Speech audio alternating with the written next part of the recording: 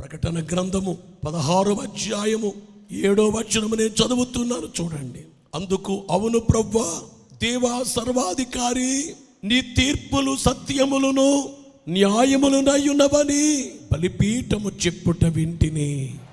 ప్రభునందు ప్రియులారా, ఈరోజు మెసేజ్ పేరు ఏమిటంటే బలిపీఠము. బలిపీఠం అనగా బలి అర్పించబడే పీఠము. ప్రియులారా, ఆది కాండము 8వ అధ్యాయము 20-21 వచనములో నోబకు కట్టిన బలిపీఠము అనేది చూస్తున్నాం. ఆది కాండము 12వ అధ్యాయము 7-8 వచనములలో హెబ్రోనులో అబ్రహాము కట్టిన బలిపీఠము. ఆది కాండము 35వ అధ్యాయము మొదటి 3 వచనములలో యాకోబు బేతేలులో యాకోబు కట్టిన బలిపీఠము. అలాగే నిర్గమకాండము 27వ అధ్యాయము మొదటి 2 వచనములలో మోషే కట్టిన ఇత్తడి బలిపీఠము, తయారు చేసిన ఇత్తడి బలిపీఠం. నిర్గమకాండము 20వ అధ్యాయం 24వ వచనములో మంటి బలిపీఠము. నిర్గమకాండము 20వ అధ్యాయము 25వ వచనములో రాళ్ల బలిపీఠం. మరొకటి ఏమిటంటే ఇత్తడి బలిపీఠము. ఇత్తడి. ప్రియులారా, నిర్గమకాండము 39వ అధ్యాయము 39వ వచనం. అలాగే ప్రకటన గ్రంథము 8వ అధ్యాయము 3వ వచనములోను, ప్రకటన గ్రంథము 9వ అధ్యాయము 13వ వచనములోను ఒక బలిపీఠము కనబడుతుంది, సువర్ణ బలిపీఠము. సువర్ణ బలిపీఠము. ఈ రీతిగా బైబిల్లో బలిపీఠము అనేటువంటి ఆ మాట చాలా చోట్ల బలిపీఠములను గూర్చి వ్రాయబడింది. ప్రకటన గ్రంథము 16వ అధ్యాయము 7వ వచనములో చూస్తే, అందుకు అవును ప్రభువా దేవా సర్వాధికారి, నీ తీర్పులు సత్యములను న్యాయములునై ఉన్నవని బలిపీఠము చెప్పుట వింటిని. అంటే గమనించాలి ప్రియులారా, ఈ వచనములో చూస్తే మాట్లాడే బలిపీఠం. ఈ బలిపీఠం ఏం చేస్తుంది? మాట్లాడుతుంది. ఆలోచించుకోండి. బలిపీఠం అంటే బలి అర్పించబడే పీఠం. ఆ బలిపీఠం మీద గొర్రెల్ని మేకల్ని పావురాల్ని బలి అర్పించేవారు. గొర్రెల్ని బలి అర్పించేవారు. పొట్టేళ్ళు అవి గమనించే మాట ఏమిటంటే ఆ యొక్క మేకల్ని బలి అర్పించేవారు, పావురాల్ని బలి అర్పించేవారు. ఈ బలి అర్పించబడే బలిపీఠము మాట్లాడటం ఏంటి? అసలు బలిపీఠము యొక్క అర్థం ఏమిటి? బైబిల్ చెప్పే బలిపీఠము యొక్క అర్థం ఏమిటి? ఇలా చూడండి. బలిపీఠము యొక్క ప్రత్యేకమైనటువంటి రీతి ఏమిటంటే, బలిపీఠం మీద ఎలాగైతే బలులు అర్పించబడ్డాయో 2000 సంవత్సరాల క్రితం కల్వరి కొండ మీద బలిపీఠం మీద ఒక బలి జరిగింది. బలిపీఠం మీద ఒక బలి. ఆ బలిపీఠము పేరేమిటంటే సిలువనే బలిపీఠము. సిలువ అనబడే బలిపీఠం మీద యేసు వధించబడ్డారు. సిలువ అనబడేటువంటి బలిపీఠముపై ప్రియులారా, కొరింథీ మొదటి పత్రిక 5వ అధ్యాయము 7వ వచనము చివరిలో మనము చూస్తే, క్రీస్తు అను మన పస్కా పశువు వధింపబడెను. అందరూ గమనించాలి ప్రియులారా, కల్వరి కొండ మీదే సిలువ అనబడే బలిపీఠముపై యేసు బలి అర్పించబడ్డారు. బలిపీఠం ఈజ్ ఈక్వల్ టు సిలువ. పాత నిబంధన కాలములో బలిపీఠం, కొత్త నిబంధన కాలములో సిలువ. పాత నిబంధన కాలములో పశువులు, గొర్రెలు, మేకలు బలి అర్పించబడ్డాయి. కొత్త నిబంధనలో ఈ బలులన్నీ కాకుండా యేసు క్రీస్తు అనబడే పస్కా పశువు వధించబడ్డారు.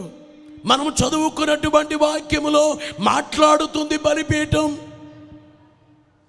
బలిపీఠం మాట్లాడుతుంది ఈ భూలోకం మీదకి వచ్చే శ్రమ చూచి, ఈ భూమి మీదకి వచ్చేటువంటి భయంకరమైన శ్రమలే ఈ భూమి నాశనము కాబోతుంది, ఆకాశము నాశనము కాబోతుంది. ఈ భూమి మీద భయంకరమైనటువంటి శ్రమలు రాబోతున్నాయి. 7 ఏండ్ల మహాశ్రమలని చెప్పి అనేక పర్యాయాలు మాట్లాడుకుంటాం. భయంకరమైనటువంటి శ్రమలే బైబిల్లో 3 రకములైనటువంటి శ్రమలుగా ప్రకటన గ్రంథము చెబుతుంది. ఒకటి ఏమిటంటే ముద్రల శ్రమలు, రెండవది ఏమిటంటే బూరల శ్రమలు, మూడవది ఏమిటంటే పాత్రల శ్రమలు. యేసు ఆకాశ మండలానికి వస్తారు. యేసు వచ్చి ఆకాశ మండలానికి వచ్చి ఆయన సంఘాన్ని తీసుకెళ్తారు. సంఘం ఎత్తబడిన తరువాత భయంకరమైనటువంటి శ్రమలు, భయంకరమైన శ్రమలు వచ్చే కాలములో పరలోకములో ఉండేటువంటి బలిపీఠం మాట్లాడుతుంది. ఏమని? అవును ప్రభువా, దేవా, సర్వాధికారి, నీ తీర్పులు సత్యములను న్యాయములునయున్నవని బలిపీఠము చెప్పుట వింటిని. మీరు తీర్చే తీర్పు సత్యములునైనా ఈ శ్రమలు వస్తున్నాయి, ఇది న్యాయమే. బలిపీఠం మాట్లాడమేంటి? ప్రియులారా, గమనించే మాట ఏమిటంటే బలిపీఠానికి వచ్చి బైబిల్లో మనము చూచినప్పుడు దేవుని యొక్క వాక్యములో నిర్గమకాండము 20 అధ్యాయము 26వ వచనములో చూస్తే, మరియు నా బలిపీఠము మీద నీ దిగంబరత్వము కనబడకయుండునట్లు మెట్ల మీదుగా దానిని ఎక్కకూడదు. ఇక్కడ ఏమంటున్నారు? గమనించే మాట ఏమిటంటే బలిపీఠము మీద నీ దిగంబరత్వం అంటే బలిపీఠం నిన్ను చూస్తుంది. బలి అర్పించబడేటువంటి బలిపీఠానికి కళ్ళు ఉన్నాయా? ప్రకటన గ్రంథములో బలిపీఠం మాట్లాడుతుంది. మనము చదువుకున్న వచనములోనేమో బలిపీఠము చూస్తుంది బలిపీఠము. ప్రియులారా, గమనించే మాట ఏమిటంటే అసలు మాట్లాడటం ఏంటి, చూడటం ఏంటి? దినవృత్తాంతముల మొదటి గ్రంథము 21వ అధ్యాయము 26వ వచనములో చూస్తే, పిమ్మట దావీదు యెహోవాకు అచ్చట ఒక బలిపీఠమును కట్టిరి, దహన బలులను సమాధాన బలులను అర్పించి యెహోవాకు మొర్రపెట్టగా ఆయన ఆకాశములో నుండి దహన బలిపీఠం మీదకి అగ్ని వలన అతనికి ప్రత్యుత్తరం ఇచ్చాను. ఎట్లా? దహన బలిపీఠము మీదకి అగ్ని వలన అతనికి ప్రత్యుత్తరం ఇచ్చాను. దినవృత్తాంతములు 2వ గ్రంథము 1వ అధ్యాయము 5వ వచనాన్ని చదువుతాం. ఊరు కుమారుడైన కుమాయిక ఊరికి పుట్టిన బెసలేలు చేసిన ఇత్తడి బలిపీఠము అక్కడ యెహోవా నివాస స్థలము ఎదుట ఉండగా సొలొమోనును సమాజపు వారును దాని యుద్ధ విచారణ చేసిరి. ఎక్కడ చేశారు విచారణ? ఎక్కడ విచారణ చేశారు? బలిపీఠము దగ్గర విచారణ చేశారు. అలాగే దినవృత్తాంతముల 2వ గ్రంథము 6వ అధ్యాయము 12వ వచనములో చూస్తే, ఇశ్రాయేలీయులందరూ సమాజముగా కూడి చూచుచుండగా యెహోవా బలిపీఠము ఎదుట నిలిచి తన చేతులు చాపి ప్రార్థన చేసెను. అంటే చేతులు చాపి ప్రార్థన చేస్తున్నాడంటే బలిపీఠము ఎదుట బలిపీఠం వింటుందా వినదా? చెప్పండి. వింటుంది బలిపీఠం. బలిపీఠం మాట్లాడుతుంది, బలిపీఠము చూస్తుంది, బలిపీఠం వింటుంది. ఇంతకీ బలిపీఠం అనబడేటువంటి రీతి ఏమిటంటే బలి అర్పించబడిన సిలువ వేయబడి రక్తము చిందించిన యేసుక్రీస్తే ఈ బలిపీఠము యొక్క కార్యం అనబడే వాస్తవాన్ని గమనించాలి. ఇదిగో సిలువ వేయబడిన యేసు వైపు చూడాలి. బలిపీఠము మీద, సిలువ అనబడే బలిపీఠము మీద ఏది జరిగిందో దాన్ని మీరు గుర్తు చేసుకోండి. ప్రభునందు ప్రియులారా, సిలువ అనగా బలిపీఠం. నా మనస కల్వరిగిరి చేరు. ఎక్కడికి వెళ్ళు? సిలువ సరస, సిలువ పక్కకి వెళ్ళు. ఏం చేయి? సిలువ పైన చూడు మా దేవి శ్రీకరుణ ప్రభు యేసు స్వామి. సిలువ పైన చూడు, ఆ బలిపీఠం వైపు చూడు, బలిపీఠాన్ని చూడు అనగా బలి అర్పించబడిన యేసు వైపు చూడు, యేసు నాదుని వైపు చూడు.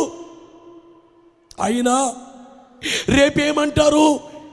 లోకానికి తీర్పు వచ్చిన కాలంలో అవును సత్యమే, న్యాయమే, బలిపీఠమే మాట్లాడుతుంది, ఇది న్యాయమే, ఈ శ్రమ న్యాయమే. ఎందుకు యేసు వారంటారు, నేను భూలోకానికి వెళ్ళి సిలువ వేయబడి మానవుల పాప భారాన్ని, వ్యాధి భారాన్ని, శిక్ష భారాన్ని తొలగించానే, మనుషుల కొరకు చనిపోయానే, మనుషుల కోసం సిలువ అనబడే బలిపీఠం మీదే వధించబడ్డానే. ఈ మనిషికి ఎన్ని గడువులు ఇచ్చినా రాలేదు. యేసు ప్రభువే నా దేవుడు కాదన్నాడు, నా దేవుడు కాదు అన్నాడు ఈ వ్యక్తి.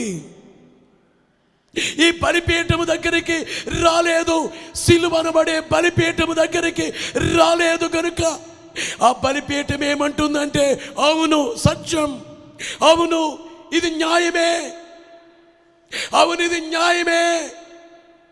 సిలువ యేసు వారి దగ్గరికి వచ్చే వాళ్ళే ఎక్కడికి వస్తున్నట్లు? బలిపీఠము దగ్గరికి వస్తున్నట్లు.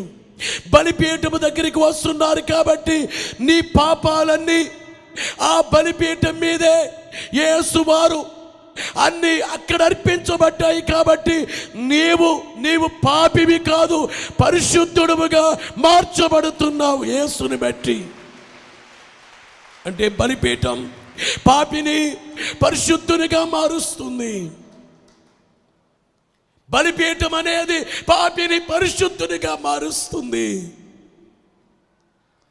ఈ బలిపీఠం ఏమంటుంది? మార్చేటువంటి బలిపీఠం సాక్ష్యం మాట్లాడుతుంది ఏమని? ఇది న్యాయమే. ఈవేళ వాక్యాన్ని వినేవారులారా, బలిపీఠం దగ్గరికి నీ వచ్చావా? బలిపీఠం నీకు అర్థమైందా? సిలువ నీకు అర్థమైందా? సిలువ చెంతకు వచ్చావా? ప్రభునందు ప్రియులారా, సిలువ చెంత చేరిన నాడు కలుషములు కడిగివేయు. చాలా మంది బాప్తిసం అంటే కొత్త మతము, అమెరికా మతము, వేరే మతం మార్చుకోవటం కాదు, బలిపీఠం దగ్గరికి రావడం. బలిపీఠం దగ్గరికి నీ వచ్చేసావు అంటే 2000 సంవత్సరాల క్రితం సిలువ అనే బలిపీఠం మీద యేసు వధించబడ్డారు. ఆ బలిపీఠం సిలువ దగ్గరికి నీ వచ్చావు. ప్రతి మనిషి సిలువ దగ్గరికి రావాలి. సిలువ దగ్గర రాకపోతే నీ పాప పరిహారము లేదు. ఈ బలిపీఠం మీదే బలులు అర్పించబడ్డాయి. బలిపీఠం మీదే యేసు బలి అర్పించబడి మన పాప భారాన్ని, వ్యాధి భారాన్ని, శిక్ష భారాన్ని ఆయన మోసారు, భరించారు. ఈ బలిపీఠం మీద భరించారు. అందుకే బలిపీఠం దగ్గరికి ప్రతి వారు రావలసిందే. ఎన్ని తిరిగినా పోవు పాపాలు, ఎంత ఏడ్చినా పోవు పాపాలు. పాపాలు పోయేది ఎక్కడంటే బలిపీఠము దగ్గరే, సిలువ దగ్గరే. సిలువ దగ్గరే. ఒకవేళ సిలువ దగ్గరికి రాకపోతే ఈ సిలువే మాట్లాడుతుంది. సిలువ నాదుడే మాట్లాడతారు. ప్రియులారా, ప్రకటన గ్రంథము 3వ అధ్యాయము 14వ వచనములో చూస్తే, 3:14వ వచనములో చూస్తే, లవోదికీయలో ఉన్న సంఘపు దూతకు ఆమెను వాడును నమ్మకమైన సత్య సాక్షి యేసు వారికి ఉన్నటువంటి పేరేమిటంటే నమ్మకమైన సత్య సాక్షి. ఆయన గురించి ఆయనే సాక్ష్యం చెబుతారు, ఆయనే మాట్లాడుతారు. బలిపీఠం మాట్లాడుతుందని విన్నాము. యేసునాథుడు ఏమంటారంటే ఇదిగో మాట్లాడుతారు, నీవు రాలేదు, నమ్మకమైన సత్య సాక్షి. లవోదికీయ సంఘమా, నీవెలాగున్నావో నేనే సాక్షిని. అందుకే ఆ సంఘముతో దేవుడు మాట్లాడుచు చాలా మాటలు మాట్లాడినట్లుగా మనము చూస్తాం. 3వ అధ్యాయం 13వ వచనములో నీ క్రియలను నేను ఎరుగుదును, నీ క్రియను నేను ఎరుగుదును, నీవు చల్లగానైనను వెచ్చగానైనను లేవు. నువ్వు ఎలాగూ లేవు, చల్లగా లేవు, వెచ్చగా లేవు. చదువయ్యా. నీవు చల్లగానైనను వెచ్చగానైనను ఉండిన మేలు. నీవు వెచ్చగానైనను చల్లగానైనను ఉండక. ఏం నేర్చుకున్నావు ఈవేళ? నేను చదివేస్తానులే. నీ వెచ్చగానైనను చల్లగానైనను ఉండక నిలువెచ్చనగా ఉన్నావు కనుక నేను నిన్ను నా నోట నుండి ఉమ్మివేయ ఉద్దేశించుచున్నాను. ప్రభు అంటున్నారు, ఈ లవోదికీయ సంఘముతో అంటున్నారు 17వ వచనములో చూస్తే, నువ్వు దౌర్భాగ్యుడవు, దిక్కుమాలిన వాడవును. సంఘముతో దేవుడు అంటున్నారు, నీవెలాగున్నావు? దౌర్భాగ్యుడమును, దిక్కుమాలిన వాడవును, దరిద్రుడవును, గ్రుడ్డి వాడవును, దిగంబరుడును వై ఉన్నావని ఎరుగక. అంటే నీవు ఎలాగున్నావు? ఇన్ని భయంకరమైనటువంటివి నీలో ఉన్నాయి. అంటే ఓ మాటలో చెప్పాలంటే బలిపీఠానికి దూరంగా ఉన్నావు, సిలువకే నువ్వు దూరముగా ఉన్నావు. సంగమా, లవోదికీయ సంగమా, నువ్వు సిలువకు దగ్గరగా లేవు, సిలువకు దూరంగా. అందుకనే నమ్మకమైన సత్య సాక్షి, నమ్మకమైన సత్య సాక్షిని నేను నీతో మాట్లాడుచున్నాను.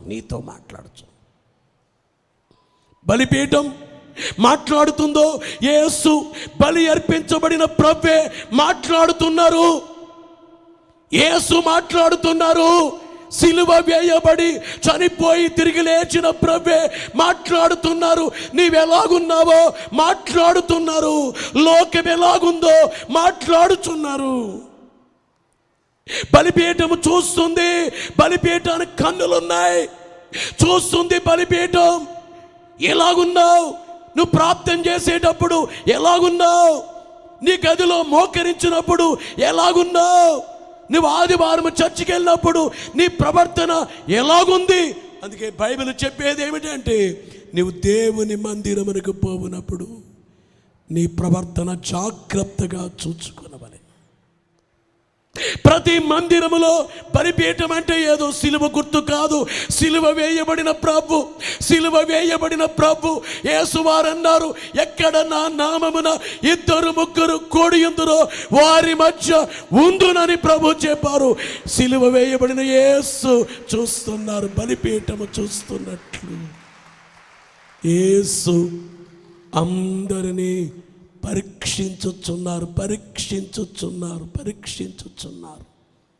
ఎవరెలాగున్నారు, ఎవరంతరంగం ఎలాగుందో, ఎవరంతరంగం ఎట్లా ఉందో, పైకి ఎలా ఉన్నారో, లోపల ఎట్లా ఉన్నారో. మనుషులైతే పైదే చెప్పగలరు, దేవుడైతే లోపలేముందో, లోపల ఎలా ఉన్నారో అది చెప్పగలరు. అంతరింద్రియాలు ఎరిగిన దేవుడు నిన్ను చూస్తున్నారు, నీ మనసు చూస్తున్నారు, నీ శ్రమ చూస్తున్నారు, నువ్వు పాపములో ఉండేది చూస్తున్నారు. బలిపీఠానికి చెవులున్నాయా? వింటుంది. సొలొమోను వెళ్ళి బలిపీఠము దగ్గర చెబుతున్నాడు, ప్రార్థన చేస్తున్నాడు. బలిపీఠం అలాగే సిలువ అనబడే బలిపీఠము దగ్గర నీవు చేసే ప్రార్థన అంశములన్నీ దేవుడు ఆ బలిపీఠం ఆలకిస్తుంది. బలి అర్పించబడిన ప్రభువే వింటున్నారు నీ ప్రార్థన. బోలో యేసు మహారాజుకో.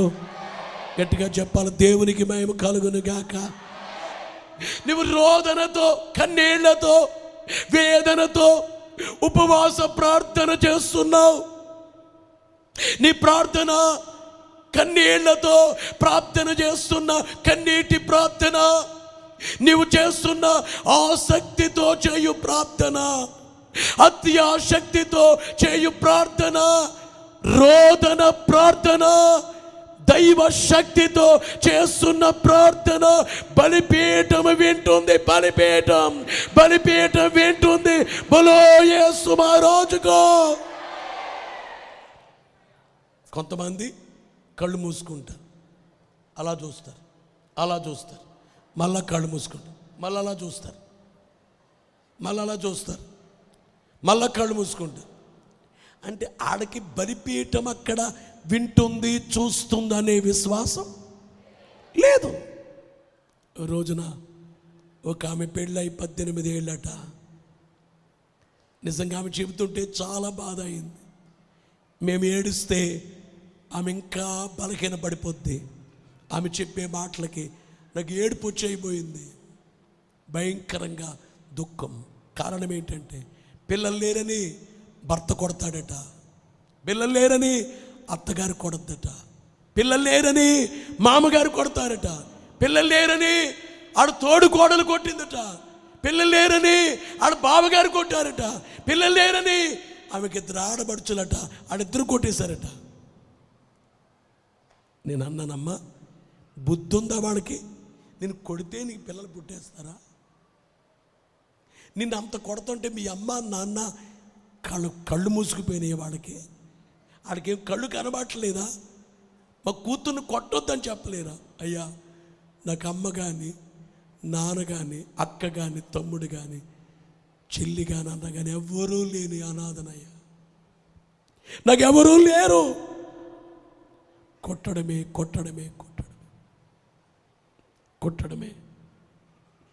నేను చచ్చిపోదాము అని అనుకున్నాను, కానీ ఈ బైబిల్ చదివితే చావాలనిపించట్లేదయ్యా. ఈ బైబిల్ చదివితే నా కొరకు సిలువ వేయబడిన ప్రభు కొరకు బ్రతకాలని. నేను బైబిల్ లేకపోతే నేను చచ్చిపోదును పాస్టర్ అయ్యా, బైబిల్ లేకపోతే చచ్చిపోదును. ఈ బైబిల్ కాక నేను చదవకపోతే నేను చచ్చిపోదును. ఆవేళ ఆమె కొరకు యేసు నామములో ప్రార్థన చేయటం జరిగింది. ప్రభువా, మీరు వింటున్నారు, దేవా వింటున్నారు, బలిపీఠం వింటుంది, సిలువ వేయబడిన ప్రభు వింటున్నారు, యేసు నామములో ప్రార్థన తండ్రి వింటున్నారు. ఆ వేళ ఆమె కొరకు కన్నీటి ప్రార్థన చేయగా ఆ తర్వాత వారమే ఆమెను కొట్టి భర్త వచ్చాడు. నేను అడిగాను, ఏమయ్యా ఎందుకు కొడుతున్నావు? ఏమి అడిగేవారు లేరనా? తప్పైపోయింది అయ్యా అంటాడు. ఏం తప్పైపోయింది? నీ కూతురే ఎలా జరిగితే కొడితే నీ ఊరుకుంటావయ్యా? నీ కూతురు పుట్టి నీ కూతురు ఎలా బాధ పెడితే ఊరుకుంటావా? అంటే పిల్లలు లేరని ఆ బాధతో కొట్టానయ్యా. నువ్వు కొట్టావు, మీ నాన్న కొట్టి, మీ అమ్మ కొట్టి, మీ చెల్లోడు కొట్టి, మీ యొక్క అన్న కొట్టి, నీ అన్న భార్య కొట్టి, మీ వదిన కొట్టి, ఏమవ్వాలా? ఏమే ప్రార్థన చేయగా దేవుడు చక్కటి కుమారుని దేవుడు దయచేశారు. బలిపీఠం వింది, బలిపీఠమే వింది. బలో యేసు మహారాజుకో. బలిపీఠం చూస్తుంది, బలిపీఠం వింటుంది, బలిపీఠం మాట్లాడుతుంది. బలిపీఠం మాట్లాడుతుంది. నువ్వు మారలేదు, నీకెన్ని గడువులు ఇచ్చినా మారలేదు అంటుంది బలిపీఠం. నీకెంత సమయం ఇచ్చినా నువ్వు మారలేదు, నీవింతే, నువ్వు మారలేదు, నీవింత అంటుంది బలిపీఠం. నీకు శిక్ష రావడం ఇది న్యాయమే అంటుంది బలిపీఠం. నువ్వు బలిపీఠం దగ్గరికి రాలేదు కాబట్టి, నా దగ్గరికి రాలేదు కాబట్టి నీవింతే అంటుంది బలిపీఠం. బలిపీఠం మాట్లాడుతుంది.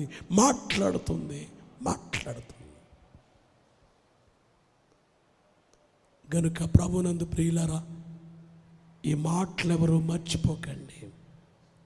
బలిపీఠమైన క్రీస్తు, బలి అర్పించబడిన క్రీస్తు, మన కోసం బలి అర్పించబడిన క్రీస్తు మన వైపు. సిలువ ధ్యానాలు చేసేవాళ్ళారా, సిలువ ధ్యానం, బలిపీఠము ధ్యానం నీవింట్లో చేస్తున్నావు, గుర్తు చేసుకో, బలిపీఠం చూస్తుందని. నీ ఇంట్లోనే సిలువ ధ్యానము చేస్తున్నావు, బలిపీఠం వింటుందని నువ్వు గుర్తు చేసుకో.